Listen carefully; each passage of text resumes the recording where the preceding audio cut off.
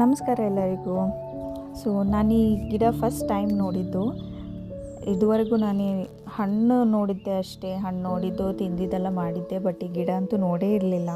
ನೀವು ಯಾರಾದರೂ ನೋಡಿದ್ರಾ ಈ ಗಿಡನ? ನೋಡಿದರೆ ಕಮೆಂಟ್ ಮಾಡಿ. ಮತ್ತು ಇದನ್ನು ನಾನು ಎಲ್ಲಿ ನೋಡಿದೆ ಅಂದರೆ, ರೀಸೆಂಟಾಗಿ ಒಂದು ಹೋಮ್ ಸ್ಟೇ ಹೋಗಿದ್ವಿ. ಅವ್ರ ಪ್ಲ್ಯಾಂಟೇಷನಲ್ಲಿ ಈ ಗಿಡ ಇತ್ತು. ಅವರು ನಮಗೆ ಇದನ್ನ ತೋರಿಸಿದ್ರು. ಇದರ ಲೀಫ್ ಎಲ್ಲ ತುಂಬ ತಿಕ್ಕಾಗಿರುತ್ತೆ, ದೊಡ್ಡ ಮರ ಥರ. ಈ ಮಾವಿನಕಾಯಿ ಮರ ಎಲ್ಲ ತುಂಬ ದೊಡ್ಡದು ಬೆಳೆಯುತ್ತಲ್ವ, ಆ ಥರ ಇದು ಬೆಳೆಯುತ್ತೆ. ತುಂಬ ದೊಡ್ಡದಾಗಿರುತ್ತೆ ಈ ಮರ. ಇದರ ಲೀವ್ಸ್ ತಿಕ್ಕಾಗಿರುತ್ತೆ.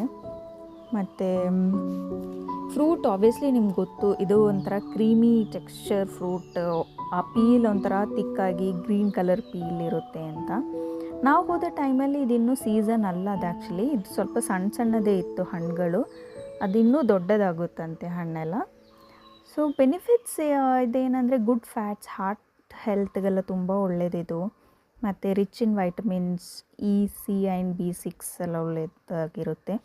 ಸ್ಕಿನ್ ಗ್ಲೋ ಮತ್ತು ಹೇರ್ ಹೆಲ್ತ್ಗೆ ತುಂಬ ಒಳ್ಳೆಯದು.